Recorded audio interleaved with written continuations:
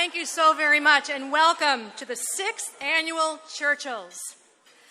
6 years ago, we envisioned a very different kind of awards program, one not about self-congratulations, but rather about giving back, inspiring others with important lessons and stories from a human perspective rather than simply a business perspective.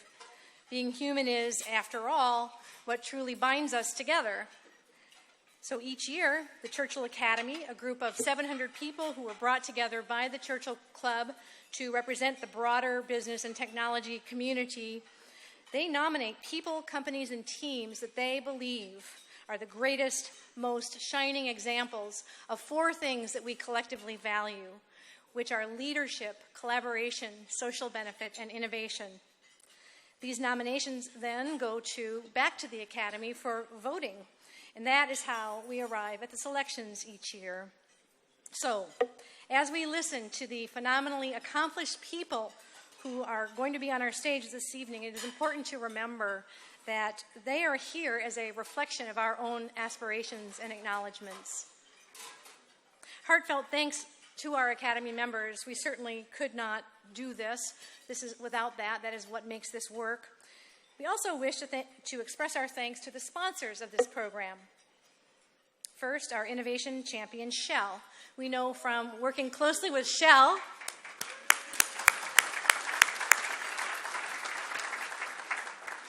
over the past 6 years how deeply the people there care about the values expressed in this event. Big thanks also to Accenture, McKinsey, Dun & Bradstreet, and Consumer Technology Association for their partnership in presenting the awards.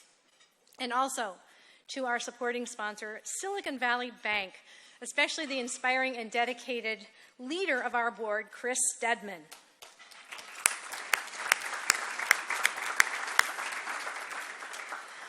Thank you also to the Churchill Club staff and volunteers. We are so fortunate to have such a great village. Thank you all.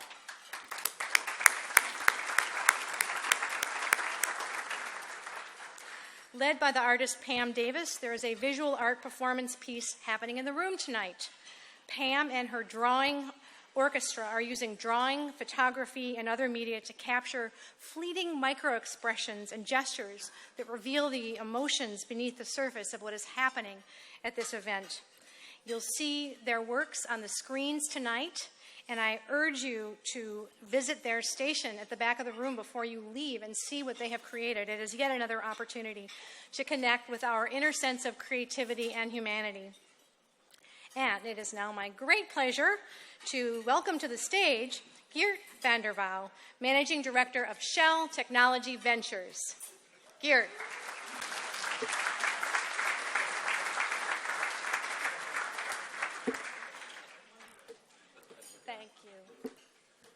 Thank you, Karen. You're the first American that can properly pronounce my name. That's really nice. I'm delighted to be here, ladies and gentlemen, with you tonight. It's going to be a really good night with, various entrepreneurs and academia and corporates and VCs talking about innovation and entrepreneurship and collaboration. We have been a sponsor of the Churchill Club since 2011, and they've been really wonderful in connecting us with various key stakeholders in the Valley and in San Francisco. This place is a very loud place. You got a lot of opinionated people, and we are only a very small company, right? So we need people like the Churchill Club to get us connected with this ecosystem, and they've been doing a wonderful job at it. Welcome you to this event. We're sponsoring the Innovation Champions event. It's going to be a really good evening.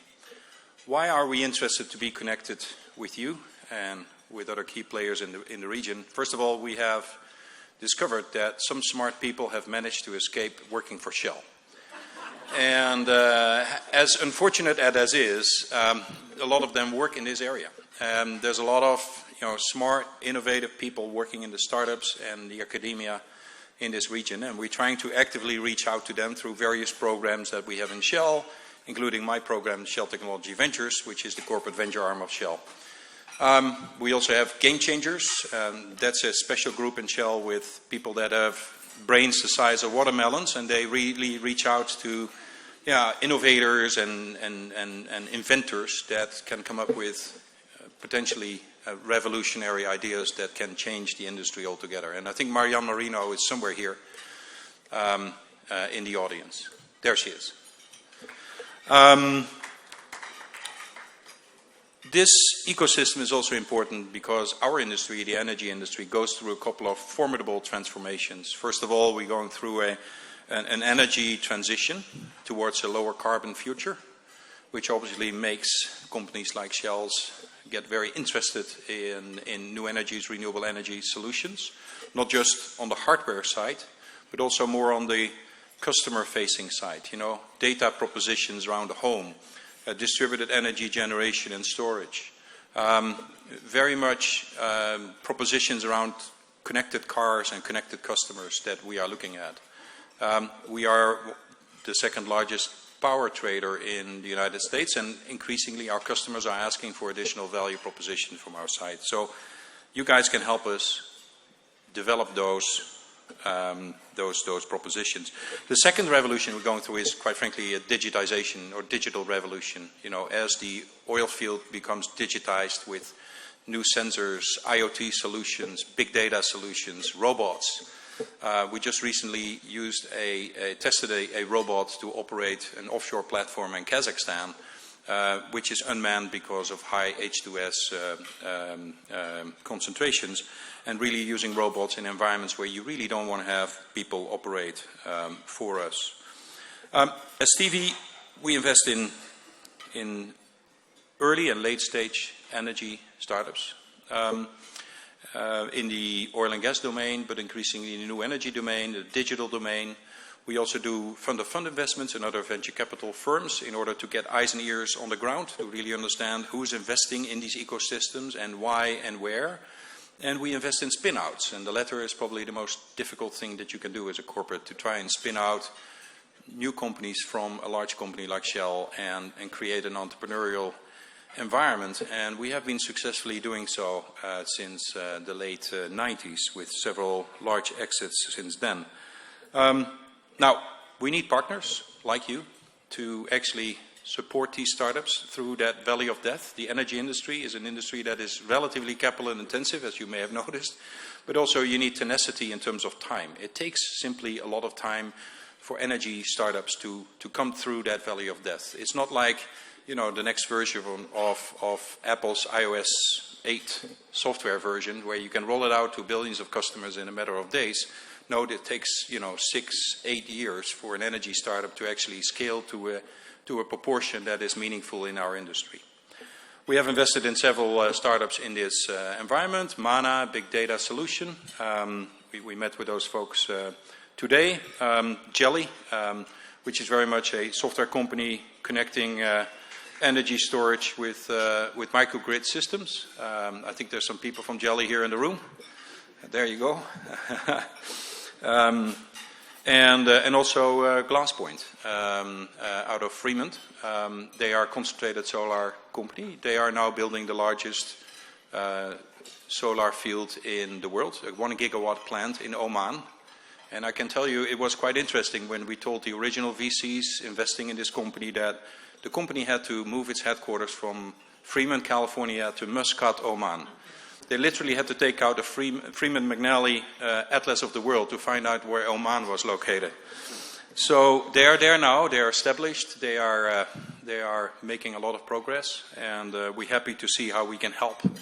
Indeed, a small, Bay Area startups to really scale to a meaningful size. Now, we are establishing ourselves more meaningful here in the area. We are looking at office space this week. We're hiring people. We're going to have a small hub in San Francisco, hopefully in the next couple of months. So we'll be able to interface with you a lot more regular. We already have one person on the ground, Bennett Cohen. And, and he is completely overwhelmed, trust me.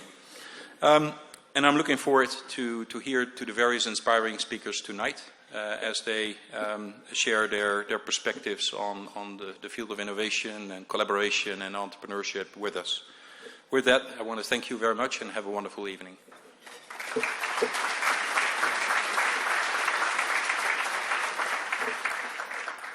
Now on with the show.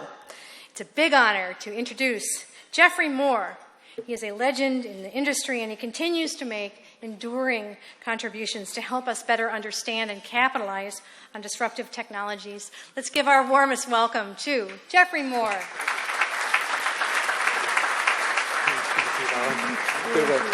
Great. It's great to be here again.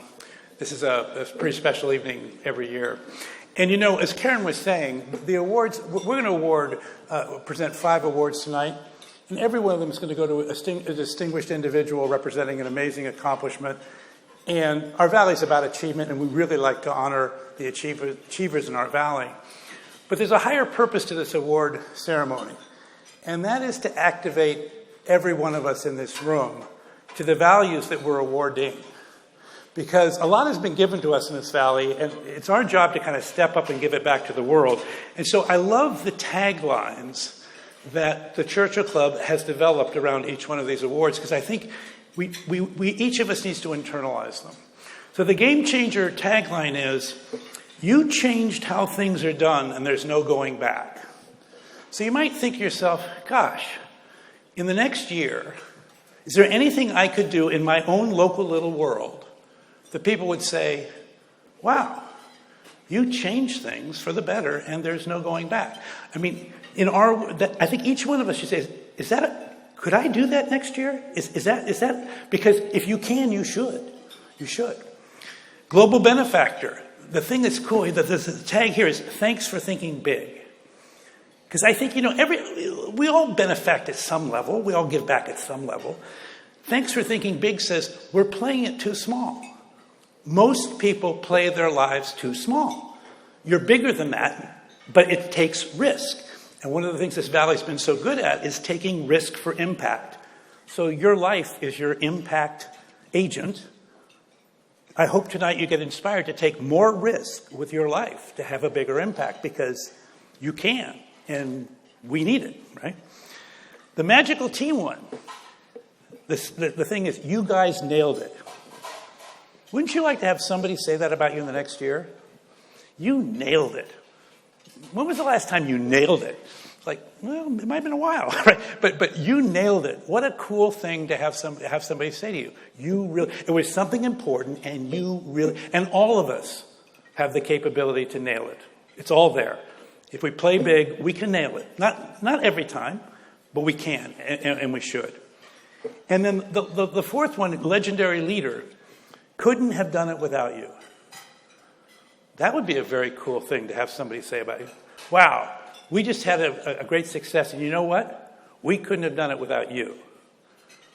That's worth playing for. That's a real prize. So as you're listening to these awards, and the last one, by the way, we're having a new award tonight. So it's not given every year. In fact, it's never been given since I've been Master of Ceremonies. But it's called the Most Valuable Organization, the All-in-One. And here's the tagline. You showed us a better way of leading, collaborating, giving, and winning. The true meaning of strength in numbers. If you put that on my tombstone, I would declare victory. Right? I mean, that's a wonderful, wonderful, wonderful thing to say. And all of us have this capability. We all can lead and collaborate and give and win together. So as you're listening to the awards tonight, and we're going to have some really great conversations with some really great people, I want you to be thinking about taking it out of this room and back into the world, because otherwise it's just a good dinner and some applause. We need to change things. In case you hadn't noticed, there's a few challenges going around the world right now. The world needs our help, and we can do that. So with that in mind, I'd like to kick off tonight's ceremony. Our first award of the evening is the Game Changer. Please welcome to the stage Jean de Bruvac of the Consumer Technology Association. Sean, come on up.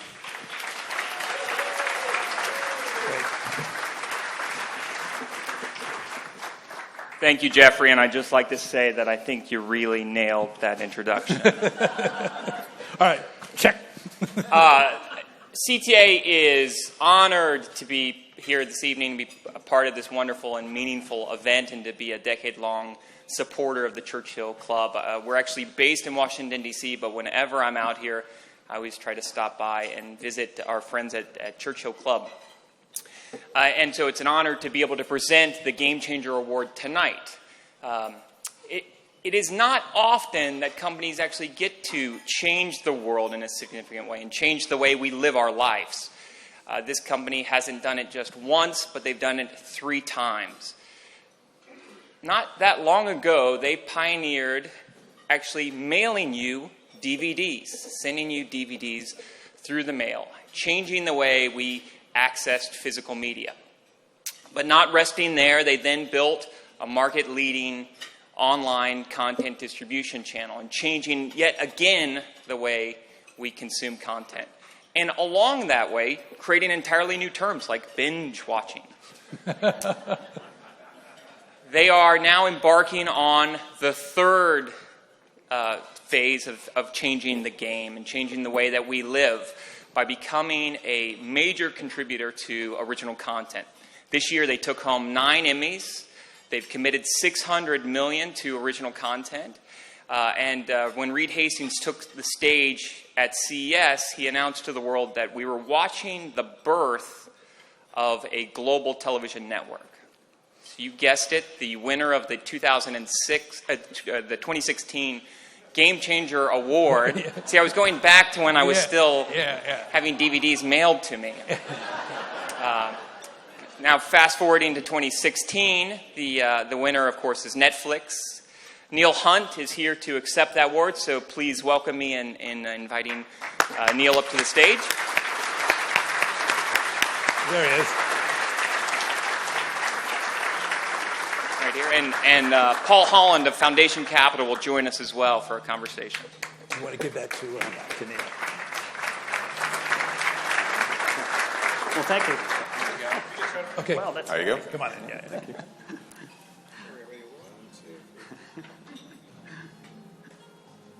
Okay, good deal. Good. Where do you want to be? Right, left? I'll go over this way. I can face you. That way better. All right. Oh, boy. Thanks, everybody, on behalf of Neil and myself. So probably a little bit of background. Neil and I have known each other for 24 years. We met when he was sort of junior head of technology at a little startup called Pure Software, and I was junior head of sales at a little startup called Pure Software. We were 9 years old. Our CEO, who's become a lot more famous since then, Reed Hastings, was approximately 10 years old. So we're all child prodigies. I don't know where to begin with Neil. First, often you get involved in speaking things and somebody says, well, we introduce the speaker. And I can't think of anybody I'm more honored to introduce than Neil Hunt. I learned what it was like to be in an excellent product organization, which I've spent my whole career now at Foundation Capital looking for young Neil Hunts. And the reason for that is that Neil exhibits basically all the qualities you're looking for in somebody who's going to lead product in your organization. Leadership, intelligence, technical acumen, and also his ability to kind of look ahead and see strategy. So I couldn't be any more thrilled. Foundation couldn't be any more thrilled. We were a Series B lead at Netflix, my partner Mike Hsu. So all of that has been terrific. But I think the focus tonight is for us to kind of get inside the tent, as it were. Let's learn a little bit more about Netflix. Let's learn a little bit more about how one of the strongest heads of products on the planet runs his organization and creates value. And first, I'll open with that with just a very basic question. What does it mean to be head of product at Netflix? What does that job entail? Well, the product development team is a product management and engineering team. And we're responsible for designing, building, and operating essentially all of the technology that underlies Netflix. That's the clients that you use, the apps on your phone, the apps on your TV, the website, the servers on the back end, the recommendations, the streaming technology. And I have to shout out somewhere in the back here, I've got a cheering crew of various members of my esteemed team. Couldn't have done it without you. I've been very fortunate, I think, to recruit a bunch of very talented individuals to help build this thing. And we've been going at it for 17 years now I've been at Netflix, and quite a number of these people have been with me for a long time. We've accomplished quite a lot, I think. Put together a great team. So one of your roles is originating product, which at a place like Netflix must just be like a kid in a candy store. It must be amazing. How do you bring your point of view, your specific way of thinking about how products should be developed, how do you bring that into the equation? Well, I like to think that there are the way that the key question here is, what do we want to build? What are features, what capabilities, what things do we need to build for our customers? And the traditional way that you figured out what to build was that you listened to the hippo, the highest paid person's opinion. And for hundreds of years, the hippo was who led a product organization and decided what to build. And what we've learned is that the hippo's opinion is often wrong. Sometimes it gets it right, but often it's wrong. And so then smart companies decided that it was better to listen to their customers instead and interview the customers and do focus groups and research. And we learned, too, that customers actually are singularly poor articulating what they need. And so we've moved into kind of a third generation, as many people here have done, in terms of bringing the scientific approach. We call it consumer science, A/B testing. We come up with an idea.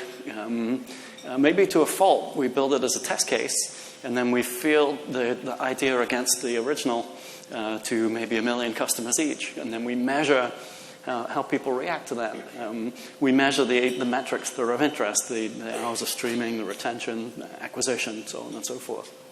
And by getting real data back from real customers, we get to learn just how poorly we guessed what would work and what wouldn't work.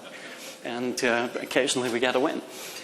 We did about 600 tests last year. About 150 of them we had some kind of material win. So about every couple of days we get to step the product one little bit better, whether it's a piece of copy or a new algorithm or something more significant. But it's very incremental. It's very much driven by customer feedback, and we call it the consumer science approach.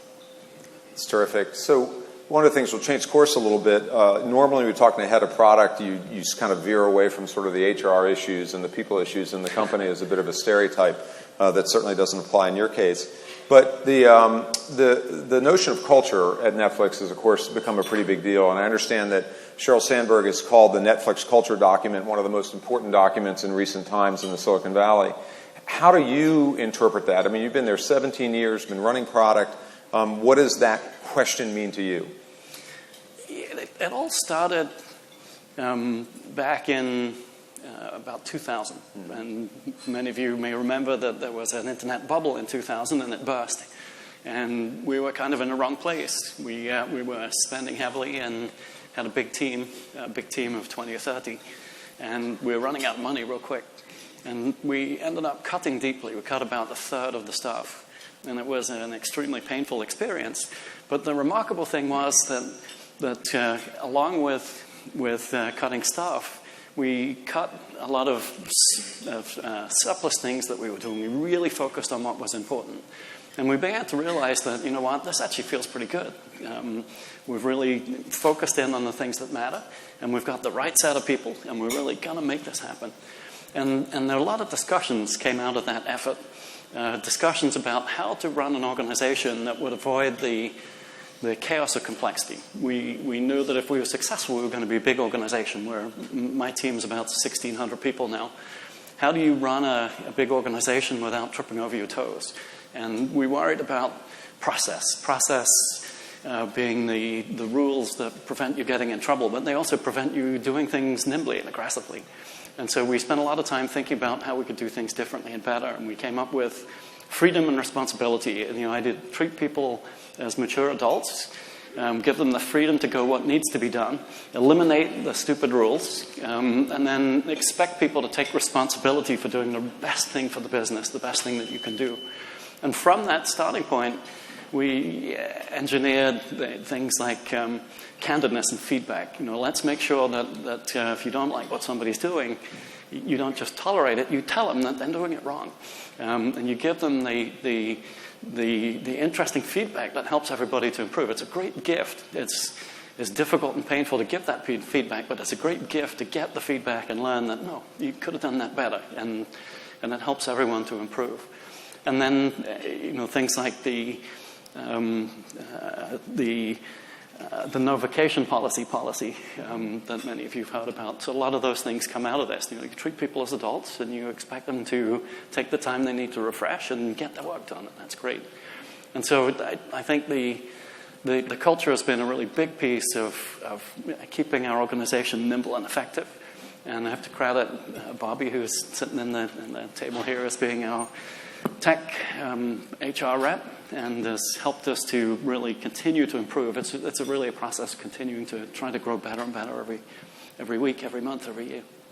I've been fortunate enough to spend time around most of the executives at Netflix over the years, and I love the fact that each of you has so much passion around that topic. It really just, it sort of bleeds the company colors and inspires people. So I think that's terrific that you guys have managed to pull that off.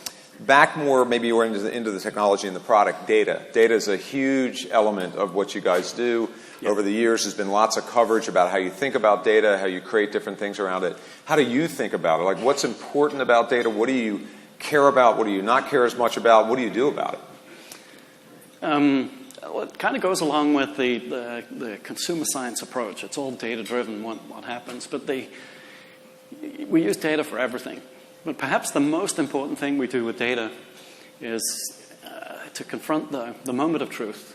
So you sit down in front of Netflix, you sit down in front of your television, and our consumer insights data tells us that we have 30 to 60 to 90 seconds to capture your interest by putting great stuff in front of you. Now, if you were in front of a linear television, you'd flip through a dozen favorite channels, and one of them would suffice, and off you go. And we have thousands or tens of thousands of choices, and so you're not going to flip through 10,000 choices. That's just way beyond the scale of most people's attention span. And so it's how do I distill thousands of choices down to 10 or a dozen or a couple of screenfuls that make sure that I capture your interest. And I want to be Netflix for everyone. I don't want to make a channel that's themed and stylized towards kids or towards young adults. I want to be able to do everything. So personalization, being able to put the right choices in front of everybody. Think of it as 80 million Netflixes for 80 million subscribers, and using the feedback from what you've watched in the past to be able to predict the kinds of things that are interesting that you might want to watch in the future, make sure that those go up on that first screen so it can capture your interest. And that's sort of been a passion that's driven the data team since 1999. We started working on personalization. I think Caitlin, my head of science and algorithms, is here and is driving a lot of that work too. We work very hard to use the data to the benefit of putting the right choices in front of people. I think it's a huge and interesting problem. It's one that affects lots of businesses that deal in taste-based product. I think we're a small way into a giant problem. I think we'll continue to make progress for a long way. Just to put the scale on it, we generate about 150 million hours of viewing every day. That's tens of billions of data points about stuff that you watched and didn't watch every month. Tens of billions. Yeah, that's a lot of data. From that, we can pull a lot of insights and make a lot of good predictions. And we've done things like the Netflix Prize and open sourcing a lot of data and algorithms in the space. And it's really been a very exciting area for us. So back when we were 9 years old and we worked together at our first startup, it was impossible to imagine that either one of us or any of our colleagues would go and work someplace for 17 years, right? Yes. The people who worked for 17 years were working for, really old companies or for the government or some other kind of thing. That's just not what hip-hop happening startups do, right? So you're 17 years into a 19-year-old company, plus or minus. How do you, keep it fresh? How do you keep it engaging? What about it? Because I think a lot of people, again, on the surface, a young person would look and go, well, I'm just never going to do that. And then yet you did it. Clearly you have no regrets about doing that. So what is it about that has kept it fresh? Well, we heard a little about it in the introduction. And it's really, for me, I think of it as 5 or 6 different jobs that I've done along the way. So in 1999, when I came aboard, the very first thing we had to invent subscription and build that and make it go. And then in 2007, we launched the streaming product, and that was a completely different thing. And then in 2008, we realized that, the technology we'd built for the DVD business was inadequate, and we were going to have to switch to a multi-data center cloud, all virtualized thing. And we started on an 8-year odyssey of pushing into cloud technologies, which was pretty exciting. And then in 2010, we launched in Canada, and we followed that up with a big international expansion. And so there's a lot of excitement about what it means to be the first global television network at some level. And then Originals is the most recent innovation. And there's lots of fun stuff to do as we think about producing our own content. I never would have guessed as a geeky technologist 20 years ago that I'd be interested in shooting movies, but there you have it. So Netflix has not always had a smooth path, right? I mean, it's one where I think people look at it today and go, wow, just huge, what a great impact, amazingly valuable organization, what a great management team. I always remind people of this. So we led the Series B of Netflix. We had about 11% of the company. There was a period of time where 11% of the company was worth approximately $22 million. It's like, I don't want to make people feel bad, but you could have bought as much Netflix as you wanted back when the stock dipped to around a $200 million market cap. And J-Ho did. Yeah, I know he did. We didn't, he did. J-Ho will get honored another night. Sorry, Jay. There you go. But, the thing that everybody knows, of course, is the transition to streaming, right? You know, you're going to move from that, and you guys come out, and with all this force and conviction, you say, we're going to split the company, we're going to do this. I don't even remember it was so bad, right? And so what was happening then, and then how did you recover from that? What was that transition like? We could talk for an hour about that. Yes. In a nutshell, it was 2011, Yep. and we were done with DVD. DVD had propelled us forward, and streaming was really taking root. And we knew that streaming was a disruption. It was the internet was the disruption. And the internet enabled different things. And there's been a lot of literature written, a lot of discussions, a lot of classes taught on disruptive innovation.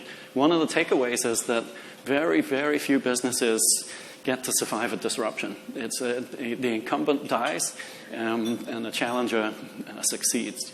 And so we didn't want to be that incumbent trying to transition into the internet digital era and not making it. And so we tacked our boat very, very hard. We decided we were going to split the company so that we could have our key people spend all of their attention focused on the streaming business, which is really quite a different business in some ways of looking at it. And we needed to go through a pretty big price increase in order to pay for the streaming content we were bringing on board, and in order to be able to leave the DVD business behind, and in order to be able to go international, all the stuff we needed to do.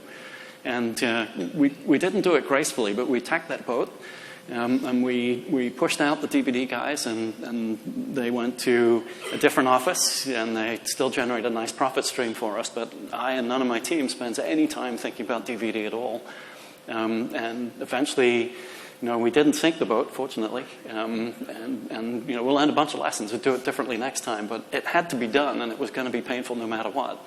And I think that's an important lesson to dig into for anyone who's interested in how do you disrupt yourself, how do you chart a new course forward, and not get so distracted by focusing on the big revenue streams and the customer requirements from your existing customers that you can't pay attention to the new customers and the new modalities and the new things you need to do to be successful in the disruptive business.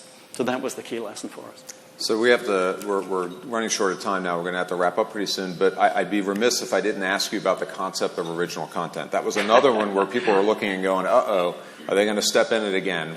What business do they have going into the original content business? They're a distribution company. They're a technology company. So what does that mean for you, both from a product perspective and as an executive in the company? Yeah, the strategy behind original content was in part to have first-run content and not licensed second-run content. And by having first-run content, we make it more attractive to bring in new subscribers, and it's just generally more powerful. But there was a second piece of the strategy, which is, let's figure out how to have a source of content that makes sense when the studios wake up and figure out that they shouldn't sell us their content. Now they're waking up, and now we've built that capability to start doing original content. We're doing about 600 hours this year of original content, and it's growing great. The opportunity for us in a tech space is really twofold. And one is that we have unprecedented data to help us decide the kinds of shows and movies that we should make. We can predict an audience for it with some degree of fidelity. So we can at least lessen the risk of making interesting content. That's one thing. The second thing is that being technologists and not Hollywood, and being cloud fluent, we decided that it's a good opportunity to start thinking about studio in the cloud. How do we take a studio operation and put lots of that technology into the cloud too? Things all the way from how do you manage the union truck drivers bringing cameras onto the set, all the way to how do you archive the day's footage in the cloud so the stuff that was shot in India and Korea for Sense8 can get viewed and edited back in Hollywood tonight. And so there's lots of opportunities there. So that's the latest current challenge that we've just started in on. I think it'll be really exciting too. And so as we wrap, you heard that you were going to win the award. Netflix is going to win the award around product for the game changer. What does that game changer concept mean in your context? I think when you boil it down, the internet is the game changer here. The internet is a different distribution vehicle that enables all kinds of new things. It enables you to do on-demand, which is a key piece. It enables you to do ad-free and be able to collect and pay for it in an interesting way. Ultimately, it enables things like international distribution, because we're not stuck behind physical distribution, which has all kinds of challenges to go international. We can serve our content to 130 new countries overnight, which is quite exciting. And I think that really it's building a new kind of TV and movie distribution business and studio business, in fact, around the notion that the internet enables us to do it differently. And so that, to me, is what enabled the game changing. And we were in the right place at the right time with the right money flow from the DVD business to be able to take advantage of that. And a lot of luck came along, and we've been very fortunate too. We're all very fortunate because Netflix has enriched all of our lives. And thank you. Thank you for spending the time today, and thank you all for listening. Okay. Thanks very much.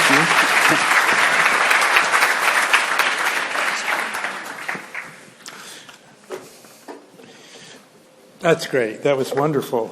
Okay, our next award. It's an exciting discretionary award. This is the one called the Most Valuable Organization, the All-in-One. John Walsh of Accenture will present that award. Please welcome John Walsh.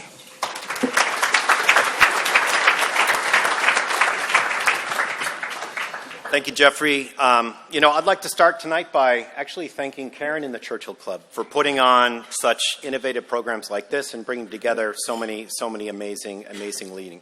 A quick hand for Karen and the Churchill Club.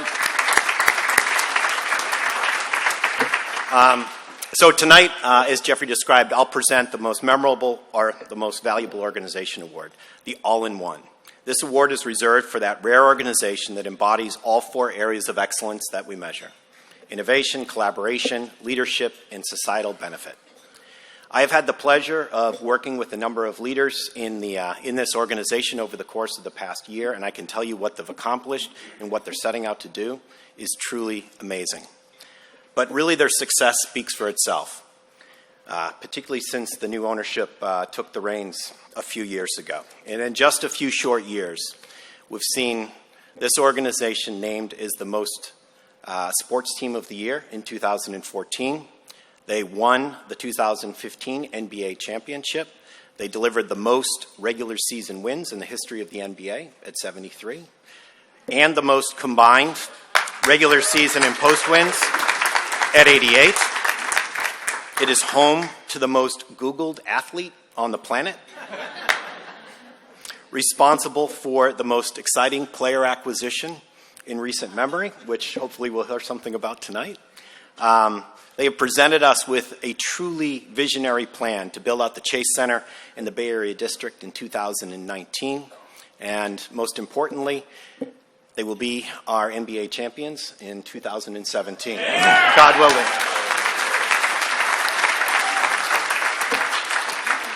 This is really the easy award to present. So it is my pleasure, and on behalf of Accenture and all of your fans around the world, to present the All-in-One Award to the Golden State Warriors and their CEO, Jay Lacob, and owner.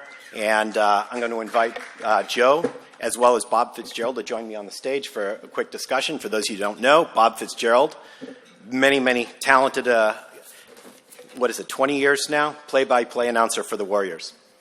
Congratulations.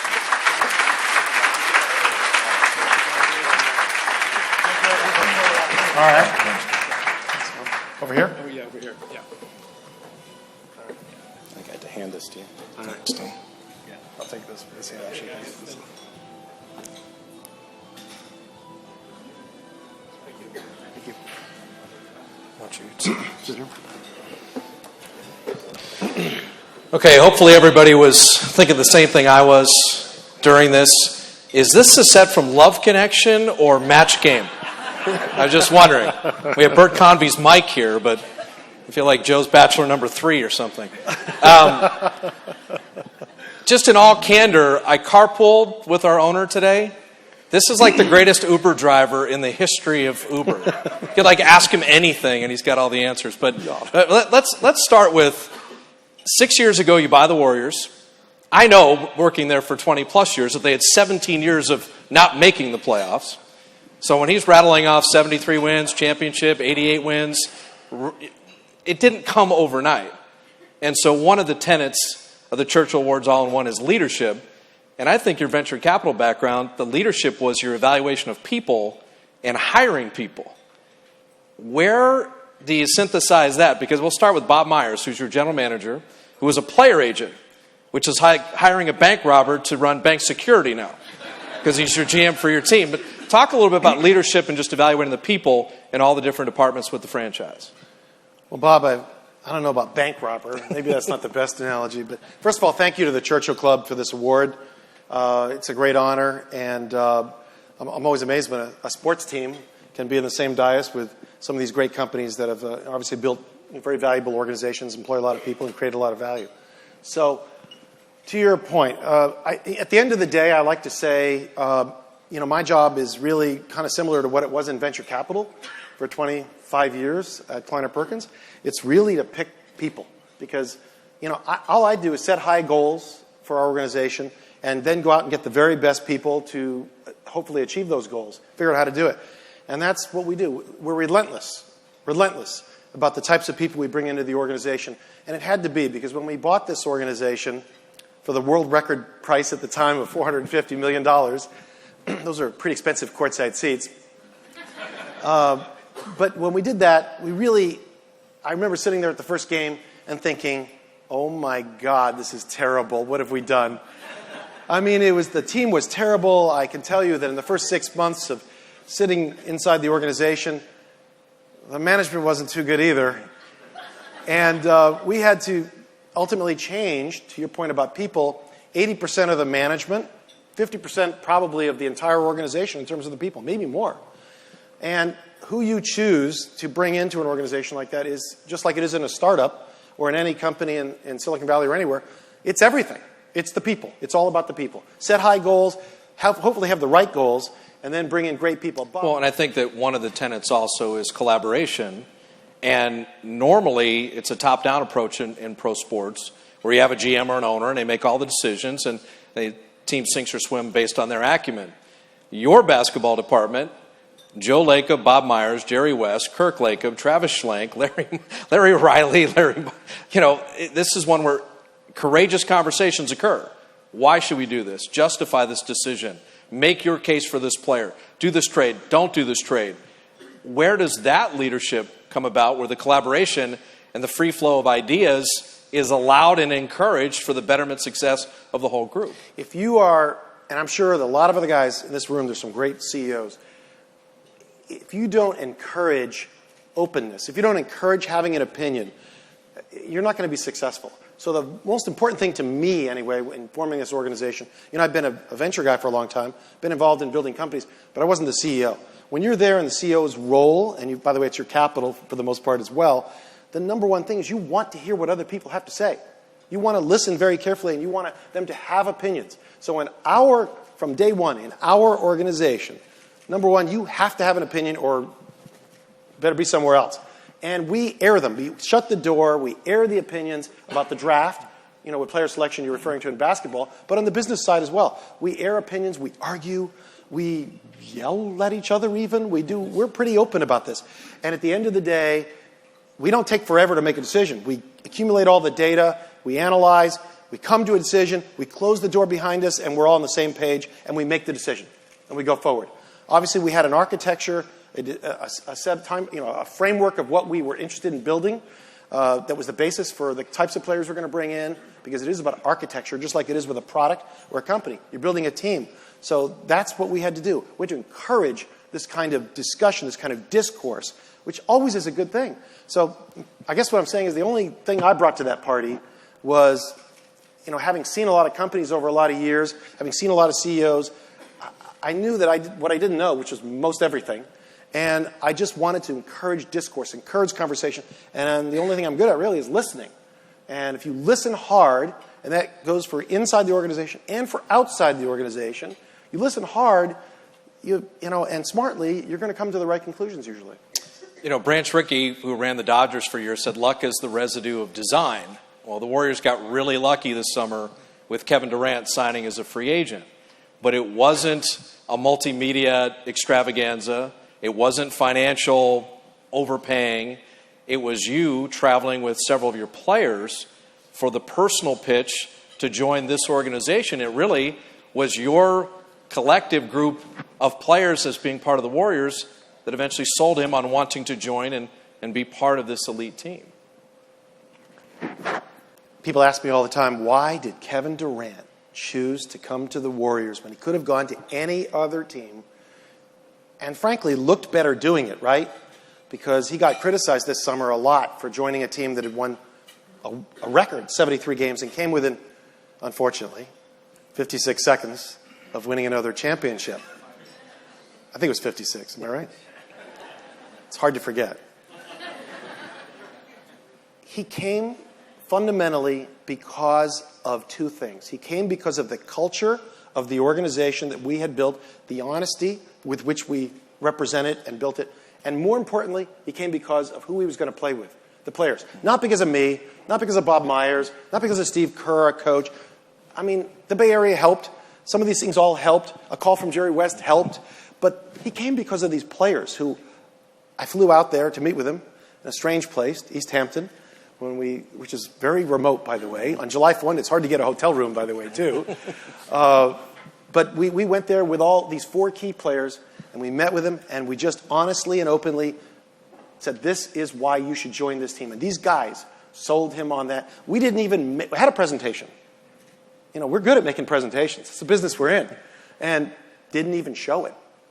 I never got to show it. I just said, we don't need the presentation. There's an old adage that says when you get the order or you're getting the order, just shut up. And I could tell we were getting the order here. So let these guys do their thing. In fact, I had them leave the room without me there, without us, the management guys there, and just talk to this guy. And, that was really what happened. One of the core tenets of this award is societal benefit.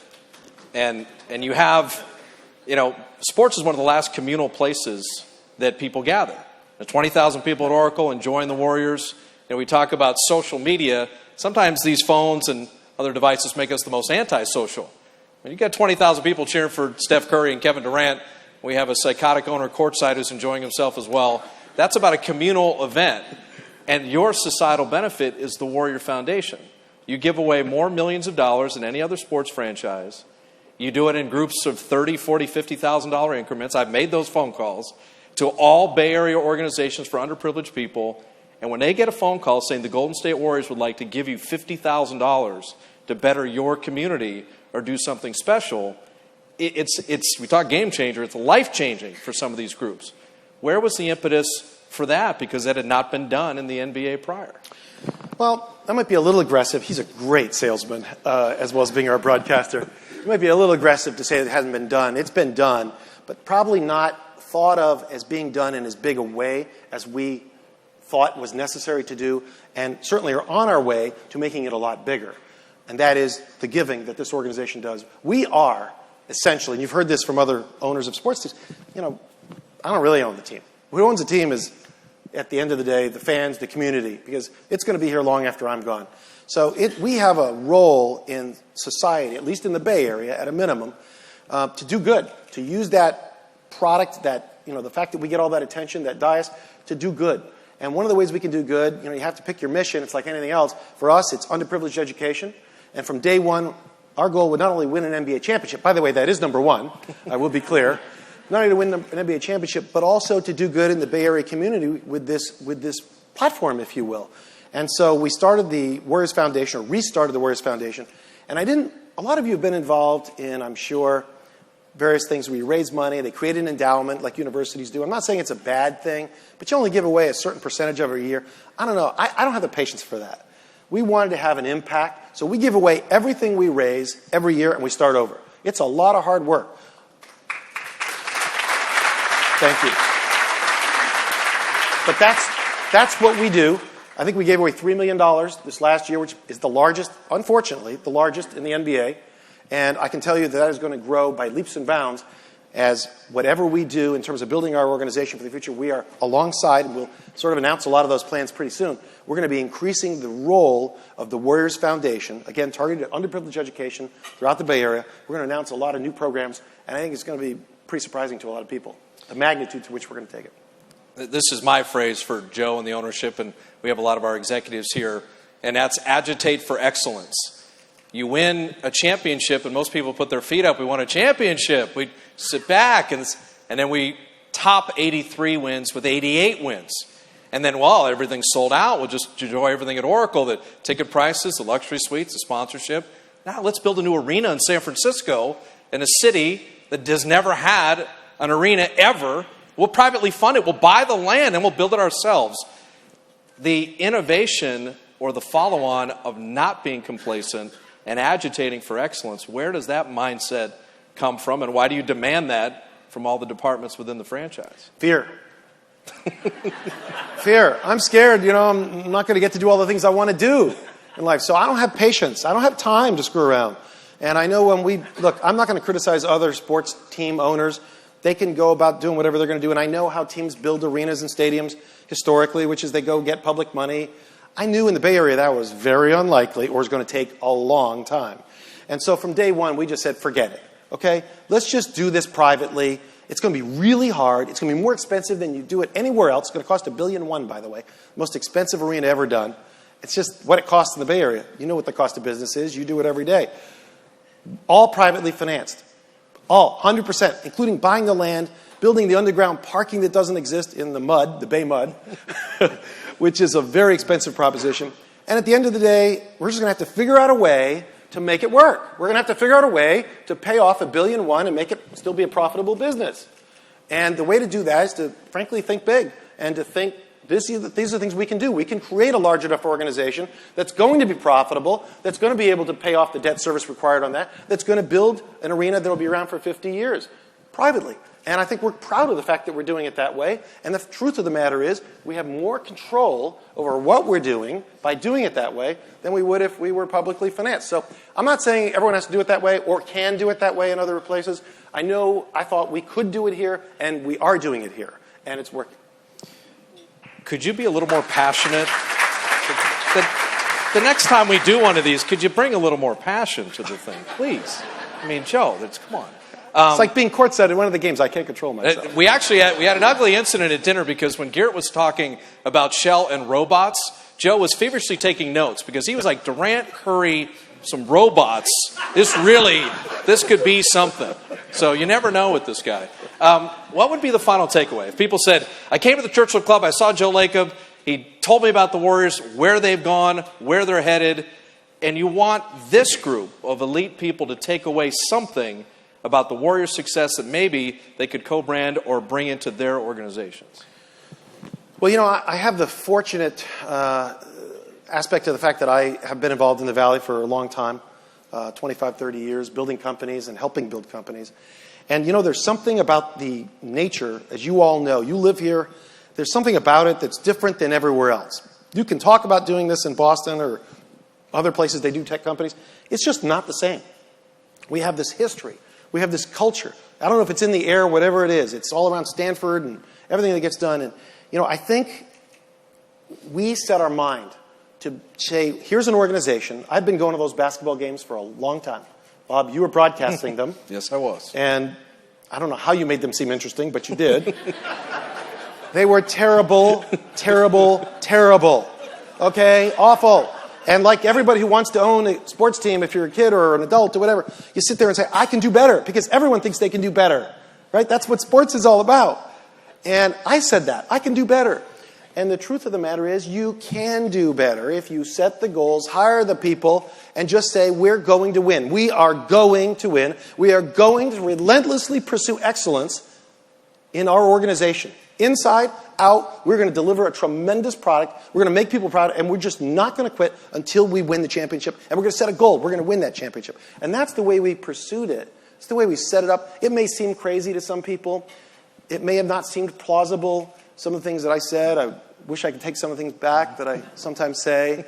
But the truth is, you have to, like any great leader, has to set these goals for the organization and then go out and get the best people and just go do it. Just make a great organization. And I say this, the reason I put it this way is because it's very much like in venture capital. It goes back to that for me. It goes back to the early days when we're building some great companies at Kleiner Perkins.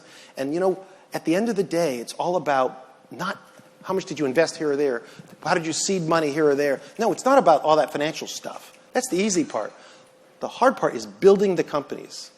Building the companies, hiring the people, having the right product strategies, and building the companies. And you, as a venture capitalist, as a startup entrepreneur, as a CEO, you just make it happen. That's what the great leaders do. That's what Reed Hastings and some of these, they just make it happen. They figure out a way. And so at the end of the day, I guess I say to all of you, it's like what we're doing is no different. It's in the world of sports. It may seem different, but it's really the same. It's about setting these goals, hiring the people, and just being relentless about the pursuit of excellence and making it happen. Give it up for the Warrior owner, Joe Lacob. Thank you very much.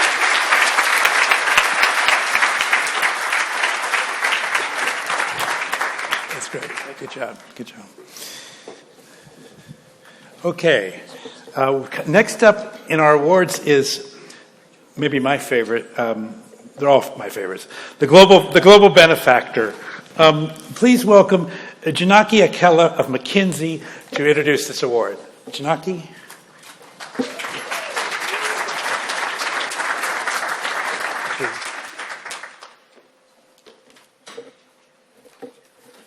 Thank you, Geoffrey. Movies, games, now let's talk about something with meaning and purpose, right? Good evening, everyone. I'm excited to be here on behalf of McKinsey to present the 2016 Global Benefactor Award. The Global Benefactor Award is about stepping up with energy and conviction, and contributing to the betterment of society and world around us. This, of course, can be done in many ways.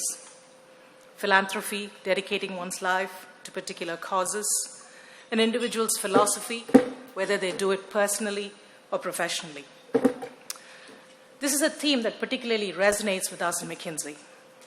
We firmly believe that we should play an important role in addressing the most important issues of industry and communities. We are committed in focusing our efforts, particularly through Churchill in this way. So when the announcement came that the Churchill Academy had selected Reid Hoffman to receive this award, we could not have been more excited. Reid, we are honored to present to you the 2016 Global Benefactor Churchill Award. Thanks for thinking big. Julie will draw this out a bit more in terms of how Reid does this today. Reid will be joining us from Colorado, and he will be participating remotely in a discussion with Julie, and she's here with us today. Please join me in welcoming Reid Hoffman and Julie.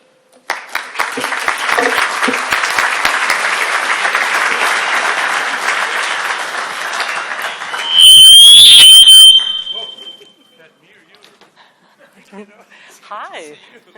How are you? you? Okay, here we go. One of us. One of us is very exciting.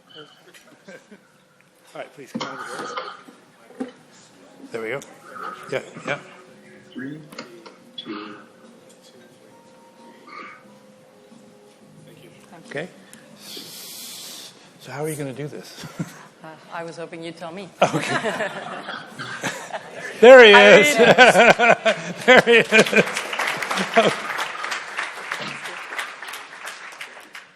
This is a particularly small hat anyway, but given the size you're appearing in, it's sort of it's kind of a comical, fun thing. But good to see you. So I have a bit of a dilemma because the things I want to say about Reid, I think might make him uncomfortable. Reid's all about the work, and he has a stealthiness to him that he's not about attention on himself. So I'm going to ask you to just plug your ears, Reid, while I do this first part, and then there we go. Thanks. Reid and I have known each other almost a decade and a half. We have worked on the board of Kiva for almost a decade, and we have been having an interesting kind of long-running conversation or a series of conversations over that time. Each one for me is a master class. There's something about the way that Reid thinks, sort of there's a surgical precision that makes you just want to be better.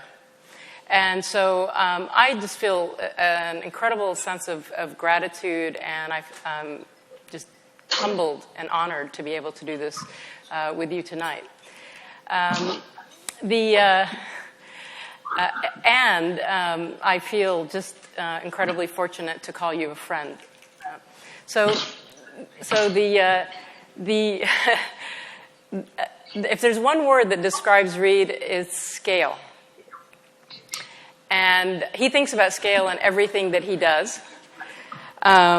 So what I wanted to try and do tonight, my goal is to actually hack the Reid Hoffman operating system. And I'm hoping you'll help me and figure out kind of how to identify the master algorithm and convince him that the ultimate act of scale would be to actually open source the Reid Hoffman operating system. You guys with me on this? All right, great. He doesn't really, you don't need an introduction. I think people know sort of the long-running list of companies that you have been involved with. I think what's striking about it is, in terms of just the high line, is that they're all companies that are purpose-driven. They are at the forefront of their field. They've been pioneers, and you could put world's largest in the front of all of them. And so maybe what I'll do is I'll just talk a little bit about what you've done that's not in your bio. You've been advising the Obama White House around technology policy. You've gathered small groups of us around what, as a private citizen, what Obama might do in the future. And when you're not advising or investing in or serving on the boards of the 100 companies that you're involved with or doing the work with the White House, you find time to mentor and advise friends and colleagues. And when you're not doing that, you are designing games. And the most recent game being trumped up cards. Does anybody know this one? For those of you who don't know about trump up cards, just Google it, buy one. It'll be the most fun you've had since the election started. Okay, so with that, I'm going to ask you actually a question. So why scale? How long have you been thinking about this, and what's your mindset? So part of, I think, what's key to think about this is, and I think, by the way, not everyone needs to do scale, but for me, I tend to think about how does humanity evolve? So what is the way that we kind of go into the future together, both as individuals and as a group. And, sometimes you can do that by contributing an idea. That was my original plan. I thought I might become a philosopher, an academic, a public intellectual. And then what I realized was actually, in fact, by participating in the kind of software revolution, the online revolution, the internet revolution, the mobile revolution, now the social and professional network revolution, that I could actually help how people charted their own path, and also how collectively in the millions and the hundreds of millions and the billions, we can be better as both as individuals and together. And the reason why to think about scale is because those are the things that, like if you take a simple kind of utilitarian meaning of life, which is how do you create the most impact, I think it comes down to almost a super simple variable, which is a number of people, depth of impact, and time. And if you multiply those three things together, you end up with kind of how much you have helped improve or shape or enable people's lives and society. And so for me, that's almost always how I think about this. There's sometimes a difference when you're sitting down with a coffee with a friend and your scale is the depth at which you're talking to them. But broadly, I think that the way to look to think about this is the meaning that we create by how we influence millions of people's lives.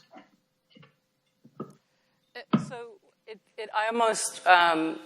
it seems that maybe your first scale endeavor was actually thinking about how to scale yourself, because you were going to go into academia and be a public intellectual, and instead you decided to go into business and become an entrepreneur. What was the logic there? Well, the logic was I started thinking about what it would take to write a PhD, and part of the kind of the degree of precision and what counted as professionalism would be that maybe you'd be lucky if 50 people would read it, even a relatively small number of people would be capable of understanding it. And while I think there is good work there, you can contribute to concepts that shape how people think about these things. I realized what I was much more interested in was kind of how we express human nature. What is current human nature? How is it shaped? How does it evolve? And that I wanted to be on a much broader scale, and that simply writing a PhD or academic book was unlikely to kind of play at the in the way of helping shape people's lives that I'd wanted. And then I'd had the good fortune and pure luck of going to Stanford as an undergraduate. And so I thought about software I thought about entrepreneurship. I'd never participated in it. And I said, well, actually, maybe I should go back and do that. And that would be a way to actually, in fact, help us collectively evolve to compassion, to wisdom, to knowledge, to economic capability, all of these kind of vectors that lead to improved human lives. And why do you care about impact? And, how did you think about it? So, I think some people might look at you and say, gee, well, he's wealthy, he's got a lot of resources to put towards things that he cares about, but you've been thinking about impact long before you're wealthy. How did you think about it, and why did you care about it? Well, part of it is that when you think about, if you think about, okay, how is the world a better place for my having been here? It's you'd like to be net very strongly accretive. You'd say, well, I'm one person, I kind of consume this much calories and food and oxygen and occupy this place in society. I've been fortunate with the kind of location of birth lottery in terms of I was born in the Stanford Hospital in Silicon Valley. How do I essentially make that worthwhile, worthy, meaningful? And, if you can, you play at the scale of millions, or if you want to and you can. But, part of what I realized in the very early days is that sometimes just contributing an idea, that was part of the reason of thinking about, writing books or essays. That can be meaningful and can scale. One of the things I realized when I was thinking about how do you contribute as a life, once I started down the path in Silicon Valley with a job at Apple and then a job at Fujitsu Software, it was like, actually, in fact, you should always be doing something to contribute every year, and you should be thinking about how do you do that. And so I started joining nonprofit boards, and in particular nonprofit boards where I felt that I could kind of make a significant significant difference. So like the very first one I did was this East Palo Alto nonprofit called Open Voice, which was working to get essentially teens from low-income families to participate in crossing the digital divide, to learn how to be on the internet, to express themselves, to contribute to the dialogue, and these sorts of things as a way of making that happen. And what you could realize is if even just a little bit of your time with your particular expertise, in my case that was online products and online networks and communities, that you can make a difference. And so it doesn't necessarily need to be large checks. It can be just something where you are the Archimedean lever. You can make something really work. And you just build that and scale yourself as you go. And so, that's how I started. And, each year I think, okay, now that I have these resources, this knowledge, these assets, what are the things that I can do now? So kind of segue to that, because I think one of the things that we really have aligned around is global entrepreneurship. We've done a lot of things around that, and you've helped me sort of create a larger platform around that with Kiva. We both served as presidential ambassadors for global entrepreneurship. We've done some writing around this. And so, why, from your perspective, why is entrepreneurship as much of a kind of a social impact endeavor as it is a business? Well, one of the things, obviously, people tend to think entrepreneurship is just the functioning of the capitalist free economy. It's true, it's important. But when you look at it, the creation of jobs, the creation of products and services, these things are the things that allow people to pay for education for their children, medical care, contribute to their society. And so part of what's actually really essential is as we enter into this faster kind of technological disruption and creation, kind of creative destruction, as we worry about, can we create the right kinds of middle-class jobs in our country and in the world for the future, actually, in fact, entrepreneurship is critically important.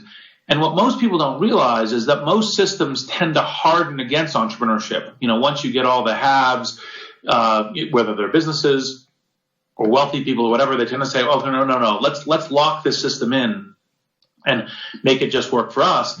Whereas you have to leave room for the new challenges. You have to leave room for the new creators. And we do this really well in Silicon Valley. You kind of think, we created these big companies, but then we go and create the new companies after them. We don't just say, okay, those are the companies and we're done. And that kind of always the kind of creation of new is part of what allows us to create and invent the future. And so doing entrepreneurship as philanthropy, whether it's in Silicon Valley, in East Palo Alto, in Detroit, in the US, and in the world, then actually, in fact, helps us collectively create those jobs, those products, those services. And one of the things that people frequently forget about Adam Smith is that part of his kind of invention of the invisible hand and kind of free markets was actually, in fact, a way of being of service to each other. And this is actually, in fact, one of the reasons why it's important to do, and one of the reasons why it's important to do philanthropically is because the natural tendency of human political systems and human social systems is to kind of harden against challengers. And actually, in fact, we need those in order to create the jobs of the future and therefore pay for education, pay for medical care, et cetera. And so that's part of the reason why it's been such a central part of, my philanthropic efforts, also yours, Julie, and a number of great people within Silicon Valley. And, Kiva and Endeavor is, based out of New York, but global. All of these folks contribute mightily to this. So should we be blurring the lines between business and philanthropy and really focusing and encouraging more purpose-driven business? The answer to that question. The answer is obviously yes. One part of it is just creating good businesses. Those create jobs, products, services. Another part is create businesses that actually, in fact, have a real mission to them, that have kind of how do we not only create a good business, but have a really good social impact. Obviously in the kind of LinkedIn case, this is enabling economic opportunity for every individual, connecting talent opportunity. And then part of it is I actually think every business should look at its mission and say, how do I invest in my mission? My business creates a platform. How do I invest in it in order to create a disproportionate positive social impact? So, for example, LinkedIn, we invest in veterans being able to find jobs and reintegrate in the workforce. We've invested heavily in refugees being able to find work. Those kind of things, which obviously play to our business, but we invest disproportionately in them because we're the right players to contribute there to society. And I think that does blur the line in very good ways, but it also, of course, has super positive impact with motivated employees, with customers who are very happy, with shareholders who believe in this, and that's part of where business can be a great force for social good, and entrepreneurship can be the creation of those new businesses, which are really key. So, are you willing to let us in on what your master algorithm might be?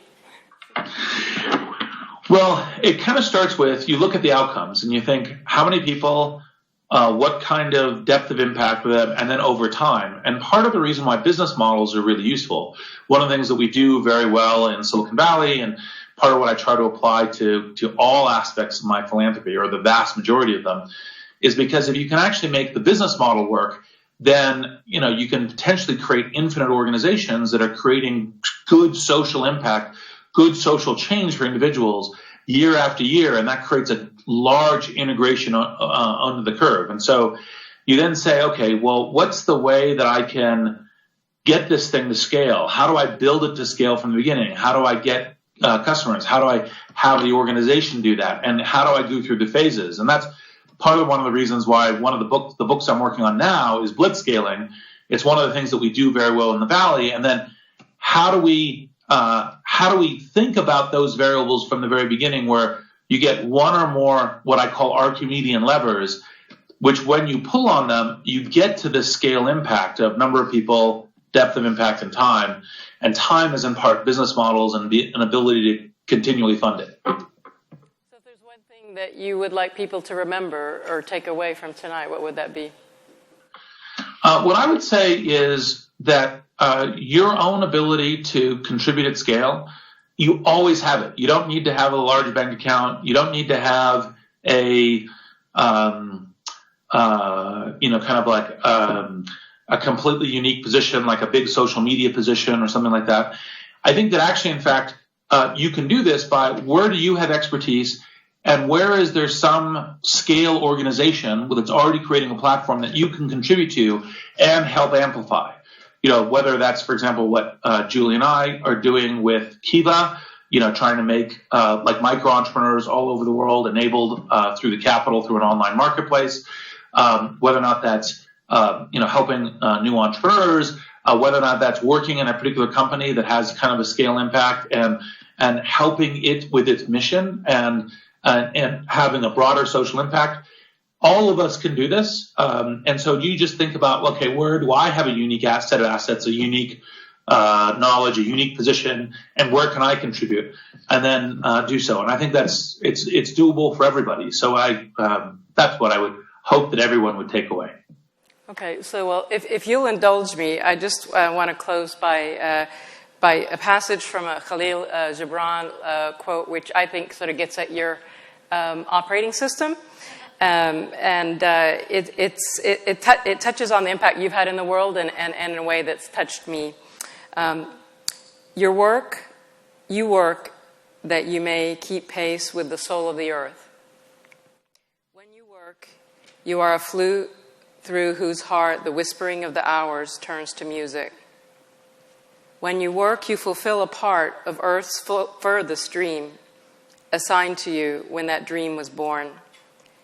And in keeping with yourself, with labor, you are in truth loving life. And to love life through labor is to be intimate with life's innermost secret. For work is love made visible. Thank you, Reed. I'm grateful that you're in the world, and I'm grateful that you're in my world. Thank you.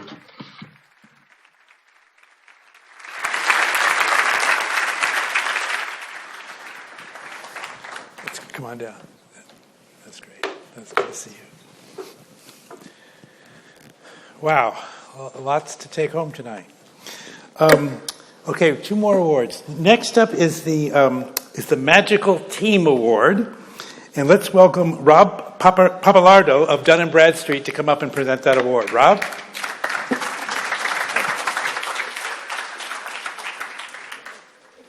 Good evening. Thank you, Geoffrey. What an honor to be here with you all to introduce the Magical Team Award on behalf of Dun & Bradstreet. Understanding and respecting the power of relationships and innovation is embedded in our culture, and this award truly speaks to us. In any organization, every so often, a team or division transcends expectations and manifests a sublime product or service that takes the world by storm. It could be as elegant as a great new design or an easier form of payment. It could also be a hands-free speaker you control with your voice that performs an astonishing range of tasks, from playing music and reading books to ordering products, answering questions, controlling lights,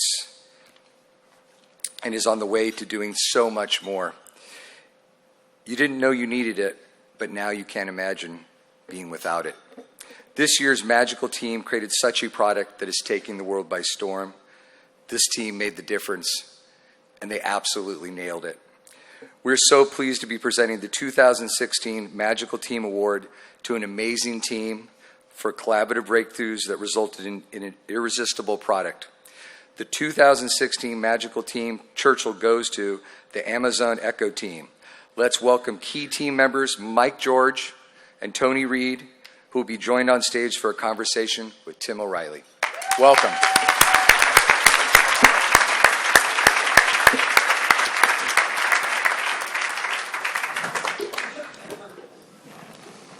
Hi. Thank you very much. There you go. Hey, congratulations. Thank you very much. Good to see you, too. Hi, what a pleasure.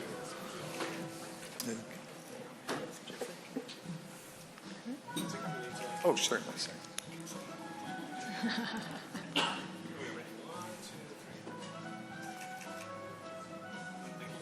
Great, thanks. All right. I'm going to start out by asking how many of you here have an echo? Oh, Thank you. Not enough of you. Seriously, this is really one of those rare game-changing products. You think you know about speech-enabled devices because you probably tried Siri, maybe you tried Google Now or Cortana, but they never quite nailed it. You know, and I thought when this came along, I thought, wow, it's going to be another, it'll be interesting and it'll be kind of nice to have in the kitchen. But I didn't realize that it would be an iPhone-like experience. You guys remember when you first got your first multi-touch enabled, phone, and every other device suddenly felt wrong, and you keep having that experience. At least I do with the Amazon Echo. It's totally changed my expectations of what a device should be, how a device should work.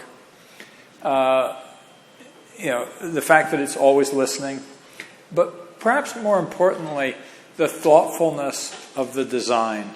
And I don't mean the physical design of the device or the insight that, hey, we never knew we needed a hands-free device in the kitchen until you got one of these things. And that's, I think, probably the entry point to the whole home.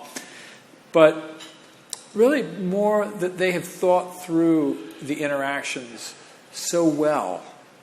And I wrote a piece sort of giving a little bit of homage to an idea that we all talked about probably 10 years ago. What would Google do? Because Google was sort of the company that was showing us the new ways of Silicon Valley, data-driven, with unexpected insights. I wrote a piece called "What Would Alexa Do?"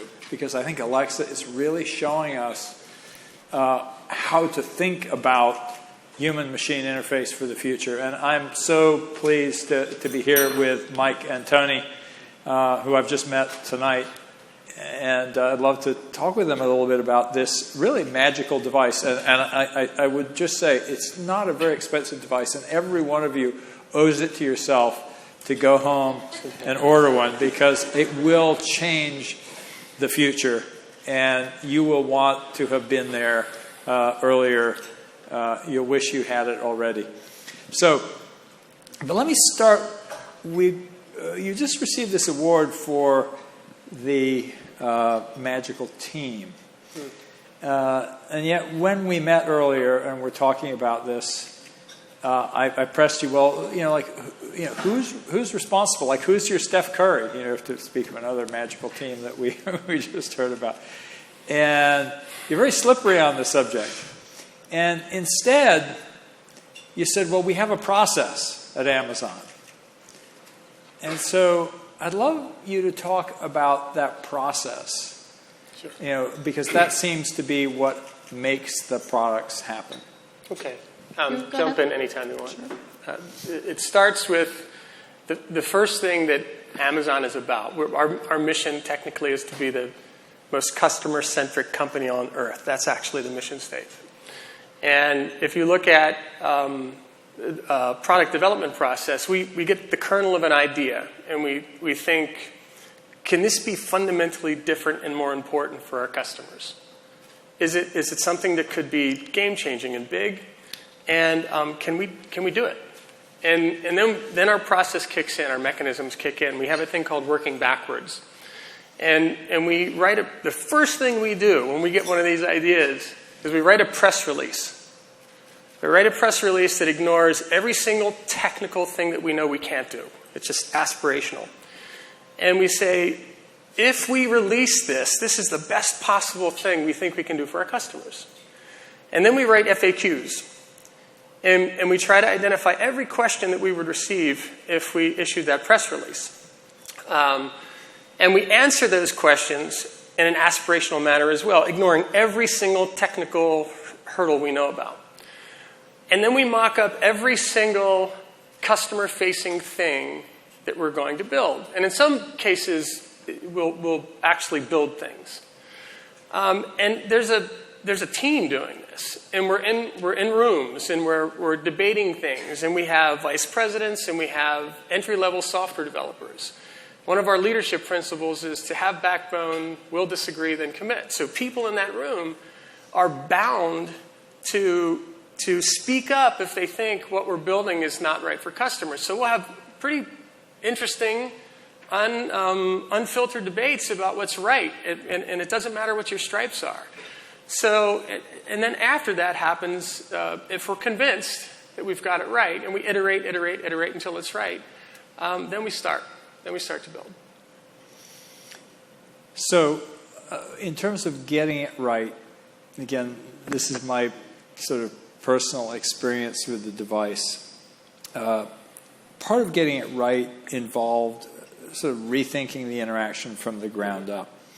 In this piece I wrote, I contrast talking to Google Now on my phone with talking to Alexa. And the thing that really strikes me is the completeness of the interactions. One of the examples I give, if I can say, Alexa, play Mozart. And then a moment later, I can say, Alexa, it's playing a song, whatever, or playing a piece of music. And a moment later, I say, Alexa, can you set a timer for 30 minutes? And then 10 minutes later, I say, Alexa, how much time is left?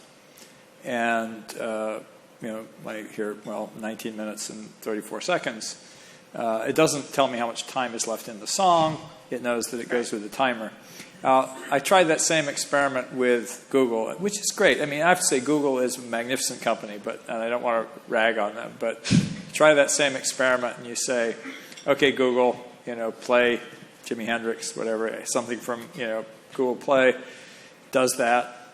And I say, okay, Google, set a timer. It does that.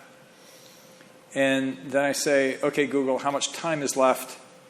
And I'm told how much time is left via a Google search result till the heat death of the universe. Actually, I think actually it's the, sorry, I take it back. It's the amount of time that Earth has left in the habitable zone of the sun. But, it has no sense of context. Now, how did you get to that, kind of user experience concept that we go, oh, we have to actually, complete the interaction because we're not done just launching a program. Right. Because, what my phone does is it just launches the timer or it launches, the Play app, and then it's done. Whereas you guys are kind of listening like I'm still your attentive servant, and you obviously thought through these interactions. Can you talk a little bit about that, Tammy? Yeah, there were two things to keep in mind when we started with this process. One, we were building Echo, the device that doesn't have a screen. Mm-hmm. And so we had to think about that in different ways than having a display and a visual cue. And the second part of it, which seems so simple, we just thought, what would a normal, polite human do in this instance? And so we thought a lot about these interaction models, and that is a question that we kept coming back to, which is what would we expect a human to do when I'm interacting with Alexa? And the example you had mentioned in the article, which is a good one, is what we call attenuation. And so for the music experience, when you are listening to music and then you barge in to ask Alexa a question or set a timer, you'll notice that the music turns down and it goes lower. And there was actually debate about that in the process, through this working backwards process that Mike talks about, because you can do that from an overall product idea, but then you can do them from a feature perspective. You can go very granular with that process. But we were concerned about the performance that attenuating the music would have on the speech recognition. And so a lot of testing goes into it and a lot of debates, and you have strong opinions and advocating on the behalf of what would customers expect. And in that case, we ended up with a great, delightful experience which is what a human would do. If I'm speaking to you and the music is too loud, most likely you will lean over, turn the volume down, and then you'll turn it back up once we're done conversing. And that's what Alexa will do. Yeah, it's interesting because other devices, that, if I've got music playing and I interrupt, it just turns off entirely, which is sort of jarring. Mm-hmm. I think you've done that beautiful fit and finish. A lot of good design work. In that process, how long did this development process take? We've been working on elements of this for years now. And, there are different pieces of it that have gone into the development process, not, including from the interaction design to the science. I mean, there are different pieces. We've talked about latency. One of the things that was very important to us from a product development perspective was to be fast. When you're speaking to each other, I'm not pausing and waiting 2, 3, 4 seconds to answer your question. And so for us, latency and the performance piece was critical to that experience. And we spent a lot of time on that as well. There's a lot of, the device is waking up when you say Alexa, the wake word. It is taking in the audio stream, it's streaming it to the cloud. We're processing that. We're trying to find the information. If you're asking for the weather, we're sending it back down to the device. That's a lot of stuff happening. Yeah. And it happens very quickly. So those are the pieces that sort of, when we went through phases of our product development process, some took longer than others. Yeah, it's interesting. You mentioned the wake word. And this is really probably not relevant for this audience, but just because so many people have this fear, it's listening for the wake word. It's not listening for everything. Right. That's right. Because so many people go, I don't want that because it's going to be hearing everything. And it's like, no. It's just like touching your phone. It's not feeling you all the time just because it feels you when you touch it. That's a good analogy. Yeah, so I think it's super important because this is a new paradigm, and I mean, certainly people go, well, it could be hacked. I go, well, so could your phone, so could any microphone. So if you're worried about the security of it, it really is not any greater security risk than you already have carrying around a phone which has a microphone and a camera. But anyway, it's great success. Obviously, it's been a very successful consumer product. How does its rate of adoption compare to the Kindle? I don't know exactly how to compare it. What we do know is that customers reacted positively quickly, and to the point that we got so many signals, we knew we were onto something meaningful. And right now, I think we have 28,000 5-star reviews, which I think is the most that we've seen. Mm-hmm. And when you read the reviews, it's also interesting. You see comical reviews. You also see about a third of the reviews referencing the word love. People really feel attached to this experience. Yeah, I think that's true. It really is a beautiful product. But I don't want to keep raving about it. I want to ask you another question. Your last hardware, your previous hardware product, the Fire Phone, was an utter disaster. We learned a lot. Yeah. Yes. I remember reading that, Jeff laughed, it off in some remarks and said, well, we're working on even bigger, disasters now, expect, we're a big company.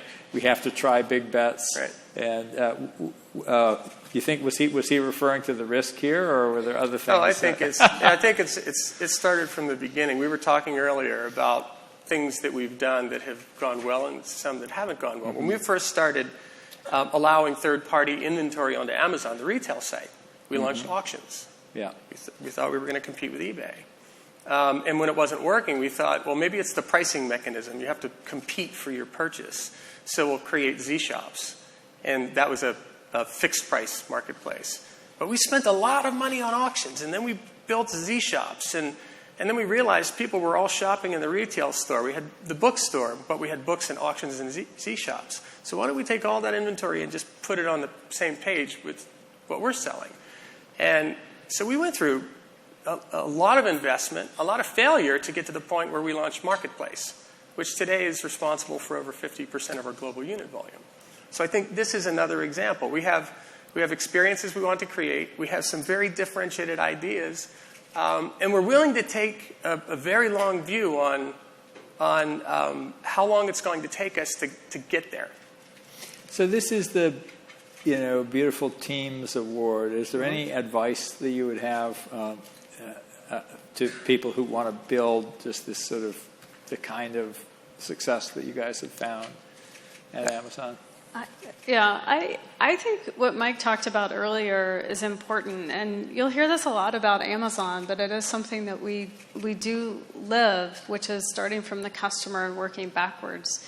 And someone else had mentioned, customers are not great at telling you what they want, and that's true. And things that we look to do is we talk about inventing on the behalf of customers, and we look at ways to simplify what they're used to today. They may not know that there's a better way to do it. I mean, we don't know these things naturally. And so we push teams and we find ways to allow them to sort of think through and invent and simplify through this process. And it's a process that works. And even if you're in a small startup and you don't have to convince a lot of people of it, I think it's a very effective process to tease out, what do you really mean when you're talking about launching this feature, this product, this new business line, whatever it may be? And the FAQ process itself is also important. It teases out a lot of the stuff that you have to really think of. You have to think, what would customers ask if it's an end user, if it's a developer, customer, whomever it may be. And that process has worked very well for us. We've been using it for many, many years, and it's one that I think is kind of... I'd like to echo something that was said earlier. I mean, you have to hire bar-raising talent. You can't settle. We spend a ton of our time every week just focused on recruiting the right people. And then once you get them in, you need to organize in a manner that gives them true ownership. So we look at this massive effort of ours, and we say, how do we break it down into atomic pieces that we can then give people ownership over and give them every resource they need to build and operate it like an independent business. And then we have technical principles that allow us to do that. And you let them run. And all right. Yeah. Well, I think we're out of time. Could talk to you all night. Well, thank you all, and thank you. Thank for you the very award. much. Yes, and thank you. I look forward to what comes next. Thanks, Ken.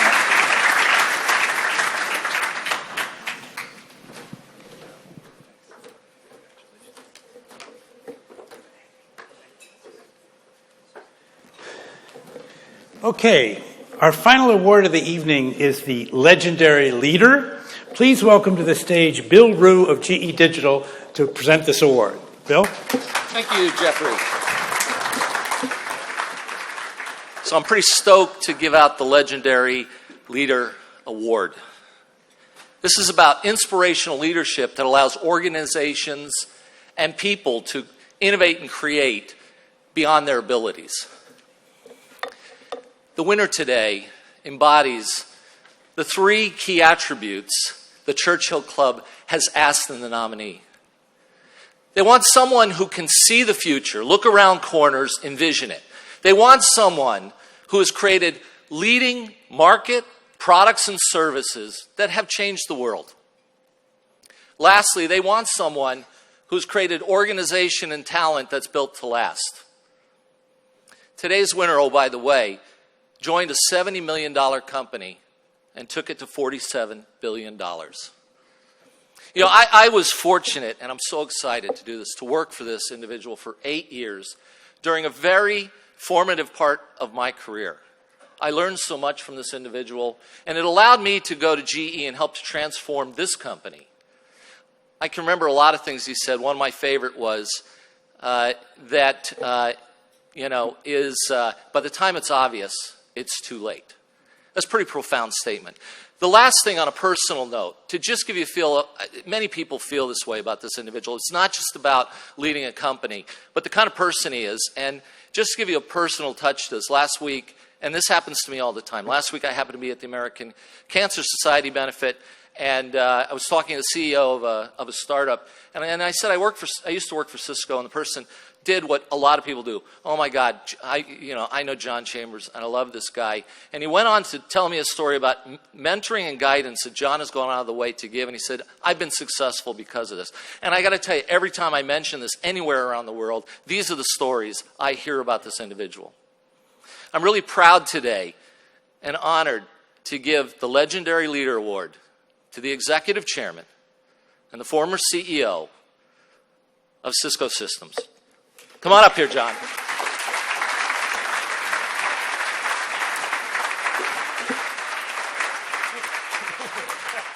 We all do it together. Yeah, hang on just a second. Let me put it back in there in the back. Got it? Okay. Okay. Bill, thank you. John. It's an honor. This is for you. How did you ever get away from me?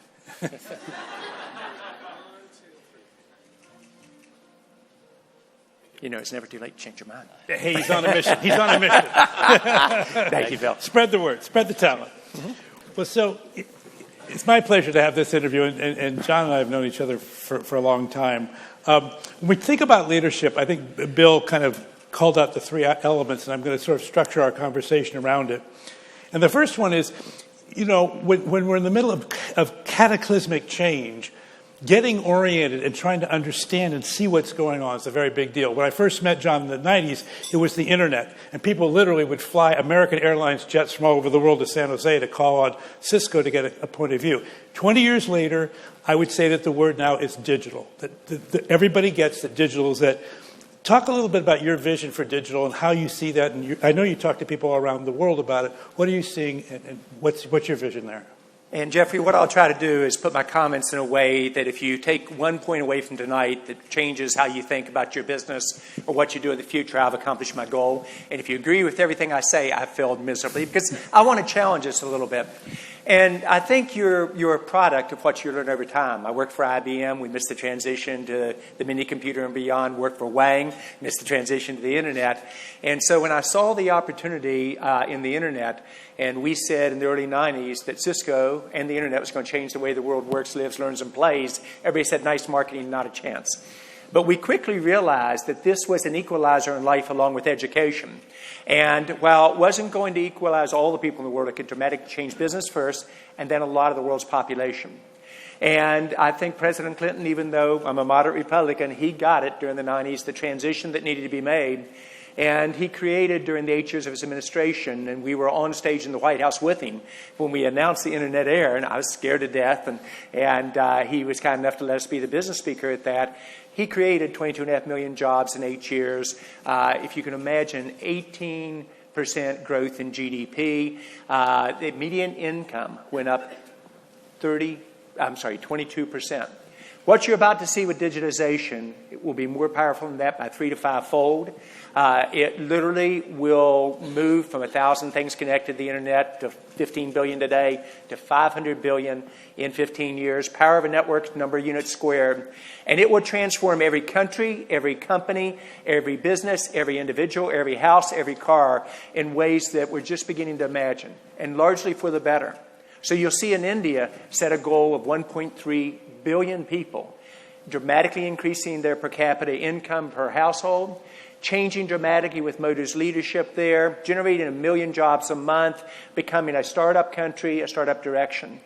And you will suddenly see a France, which all of us would go to visit, a nice place to visit, have dinner, a nice tourist spot, become the startup nation in Europe. When we said that 2 years ago, people thought we were crazy. France, socialistic leadership, guess what was the number 1 country in Europe in the first half of this year in terms of venture capital investments? 3 takeaways. First, $19 trillion, 1 to 3% GDP growth of every country in the world. Secondly, there's no entitlement. 40% of the companies in this room will completely disappear. True across the U.S., true around the world. This will be disruption, where you either disrupt or you be disrupted. But third, if done right, it has the ability to raise all boats in terms of every country and job creation. So digital to me is dramatically how things are going to change. And we're just literally in the first inning of it, Geoffrey. Well, let me push it at something, because we're in the middle of a really, to me, very painful political dialogue in our country right now. I think monologue, a series of monologues. But the point about it is it's driven a lot by the fear of digitization and a large population that feels disenfranchised. How do you see digitalization in terms of that concern, and what would you maybe recommend in terms of that concern? Well, first of all, I think we've got to outline what the opportunity is for our country. This is the startup nation. We've done it on a scale that others have not. We aren't doing it as fast as we used to. So we've got to change. I think it's very realistic over the next 8 years for whichever candidate wins to set a goal of 25 to 30 million jobs. To challenge again for GDP growth average of 4% a year, which is doable. India is going to grow 7 to 9%. And their well-run regions of 50 million people like in Andhra Pradesh will grow 12 to 15%. You've got to think like a startup. You've got to think out of the box, much like Joe articulated. You've got to set out a dream that most people consider impossible and then really go after it. And so what's happening in this political environment, instead of doing what America normally does, which is outline, write that press release, for me, play the chess game all the way to the end, understand all the whys in it, and don't take your first move on the chessboard till you're ready to do it. We're talking about global trade, and we're talking about how we protect ourselves. There is no protection from disruption. We are the only country in the world that does not have a major digitization plan. And you have countries that have traditionally not led, suddenly partnering with business and their citizens to completely transform. The downside, however, is if a nation gets left behind, if they fail to realize that 30 to 50% of what people have traditionally done will be replaced by robots and artificial intelligence, and if they don't quickly change their education system, I'm not talking about STEM, I'm talking about technology skills, not over multiple decades, but in the next decades, then you will leave behind a large part of your population. That's where we have to be careful in this valley. If we're not careful, and if we don't reinvent ourselves, not only can we go to the way of 128 in Boston, which used to be the high-tech center of the world, 1,000 high-tech companies, there's only one left. Or we can all of a sudden find ourselves where other industries have, where people view high tech not as the champion of the rest of the world, but as a job destroyer. And I think we've got to come together on that pretty quickly. I do think also our nation needs to get back in the leadership role. We don't play well when we have fear. Okay, so now I want to take it down a level because, okay, so those forces you described at the national level also can happen inside a single corporation. Yes. I've been spending a bunch of time with large corporations, and the struggle of large corporations to catch the next wave has been a big problem. So what if you think about driving innovation, as Bill said, the first time you were at Cisco, it was a $70 million company, you were riding your first big wave. Yes. But now you have to ride more than one wave, and there's forces that want to stay with the I know old where you're stuff, going. and then they want to go on the new stuff, and it creates resource allocation and political problems and inertia inside the company. How do you deal with that kind of issue? Well, I think that's where it's so important, and several of my colleagues tonight started with a vision and a strategy for where they want to go. Then as a CEO, you hire the management team to implement that. You change some of the players as well. You build a strong culture, and I didn't understand how important culture was. You've got to have a culture that thrives on where you're going to go, and you communicate your vision all the time. And so as you begin to think about how you do this, you have to have the courage to say you've got to think like a startup. You've got to think exponentially. You've got to not fall in love with a product or a technology, because the best product or technology often doesn't win. It's who executes the best. And so what we did at Cisco, we looked at catching market transitions and understanding those. And each time we caught a market transition going to the internet, routers originally, then switches, then voice, then video, then cloud, then digitization, we rode that wave to a new billion-dollar product every year in each category. And then we had the courage to say, we're going to integrate these products together. We're never going to enter markets, stole that from GE, unless we give you one or two, except for the 40% market share. And we would not only write our own press release, we'd play out the game to how we get that plus some. We've done it in 16 of the 18 major products. We integrated it together, and in so doing, we pulled away from our peers. You also have to understand that you do innovation, and most companies only innovate once, and then they tweak that one product. I think you've got to think about innovation as a whole replicatable process. And when I really began to understand this, what we did that perhaps our peers really struggled with is we created a replicatable process for every segment of innovation. So for acquisitions, which I did, I had the good fortune to do 180 of them, and they'll always beat you up on the flip that doesn't work. And that's part of leadership. But we created a replicatable process that allowed us to move at tremendous speed. Yep. And something that I thought as a young entrepreneur, I thought process or bureaucracy, and boy, was I wrong. If you get a replicatable process for innovation, you can move at tremendous speed. I can get a call on a Thursday night, and we did, from somebody I very much respect in the Valley. They said, John, a company that you should be owning is going to be bought. 2 companies have been after him for 6 months. You've got to get over here and see that company. And he told me the name of the company. I said, what do they do? And I trusted the person so much, it sounded interesting. I sent my head of business development over the next morning. He called me in 2 hours and said, John, get over here. I went over, met the CEO, understood their business, had a handshake by 2 o'clock in the afternoon. We had it through both board of directors. By Monday morning, we announced a $3.2 billion acquisition. That is speed of innovation. But it's replicatable. So how did you do that? No, seriously. How? You build a replicatable process. You have your rules on what you do, etc. We did the same thing with product leadership. Rules of minimum 40% market share. We're usually closer to 55 or 60. We then bring those together in architectures, and we're always customer driven. No matter how much we fall in love with the technology, if our top customers, a Shell doesn't tell us to do this, or a GE doesn't tell us to do it, we just don't do it. Now, what you're about to see is a transition that we have to make or we'll get left behind, because merely doing products isn't going to have great margins in the future. It's how do you take those products, how do you take this digitization, which literally will affect every company regardless of size in the world, and how do you start focusing on outcomes? And you have to literally change your culture to do that. You've got to knock down the silos. You've got to talk about the economic benefit. And then you've got to do it at a speed that is suddenly breathtaking.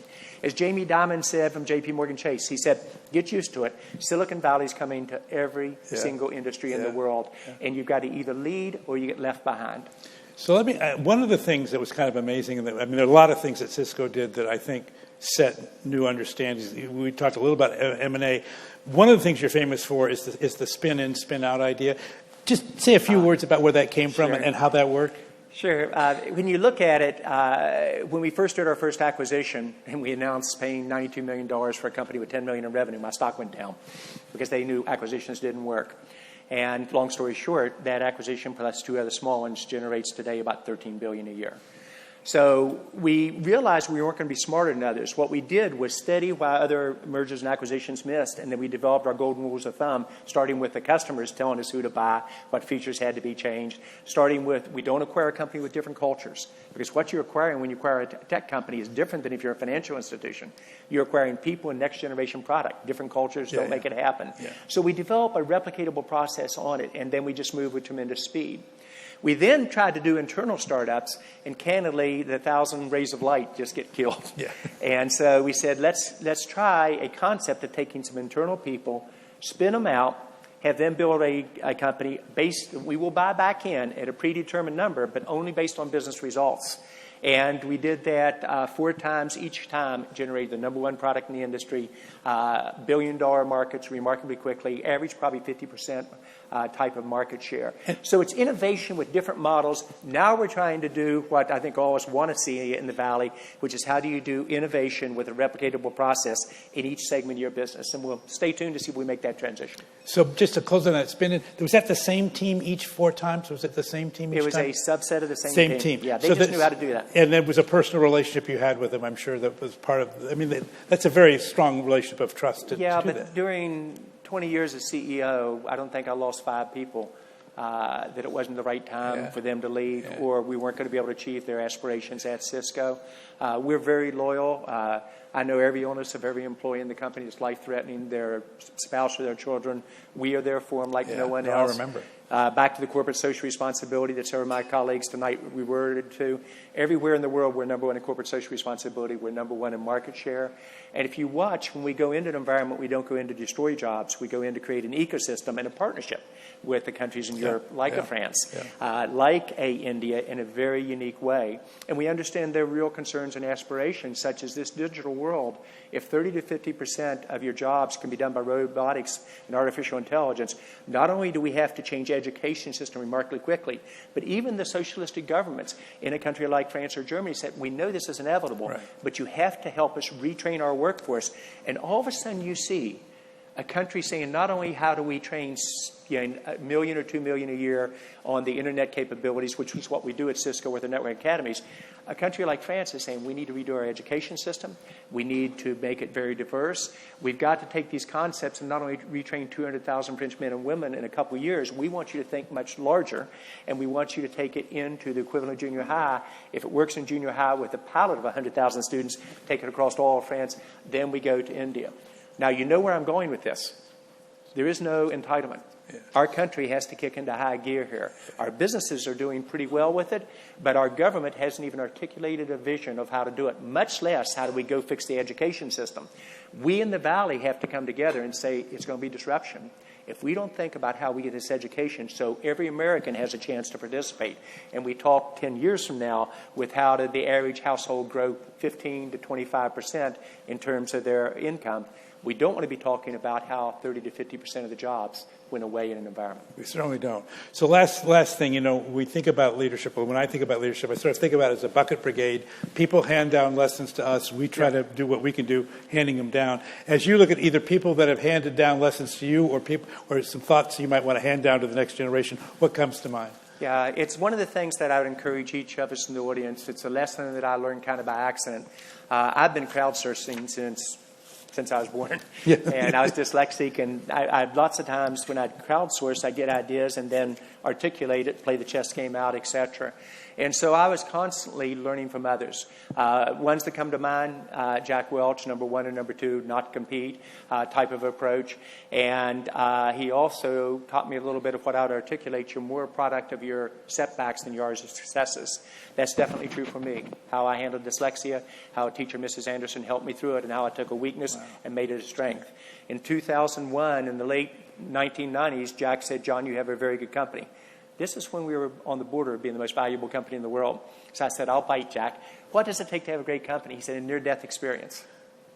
And I didn't get it. In 2001, I got it. Wow. And it was a near-death experience, which knocked us down, and Cisco could have completely disappeared, and the majority of our competitors did. Yeah. They had market cap 2.5 times ours. We ended up being 2.5 times theirs, but we got crushed. At the end of 2001, I got a phone call from Jack, and I thought, uh-oh. I said, yes. And he said, John, you now have a great company. I said, Jack, I'm getting the shit beat out of me. They're doubting about can we lead. Here's where we go. He said, John, no one else would tell you this, but this was your best leadership year. Oh, wow. I think each of us in this room will be more a product by how we handle those setbacks than the successes. And how did you learn from it and come back? Don't do the same mistake twice, but come back with the courage. Shimon Peres. He taught me for 15 years, and my heart is with him now at a time with his stroke, and I care greatly for the man. At 93 years old, he lectures to us when I have him to my house or an event about thinking like a 13-year-old, thinking out of the box in terms of the direction. Realize from the beginning that leadership will be lonely for every one of us in this room. And you learn from everybody. Again, I was taking notes tonight, and I'll finish them out, from all four of the other award winners. You have to constantly learn. My dad taught me how to play out the game thinking 10 or 15 years ahead of time. Both of them were doctors, my dad and my mom. My mom was internal medicine and psychiatry. She taught me the emotional side. My wife and my partner for 45 years, who is my high school sweetheart, has been amazing through the ups and the downs. And I want to just challenge us in the Valley. There is no entitlement going forward. Yeah. I think we're going to lead in this digitization, which will have 3 to 5 times the impact of the internet, which will grow economies 1 to 3%, but it will have tremendous disruption. We've got to think out of the box on how we make sure that we in high tech also understand the legitimate needs of society and everyone to participate in this, and think about it more like Modi does, as opposed to, well, people just have to get used to this. This is part of business. It is not. And we've got to change the education system and the philosophy we go forward. Join me in thanking John Chambers. Thank you. Thank you. John, here's your award. Thank you. Go this way. Thank you. Yeah.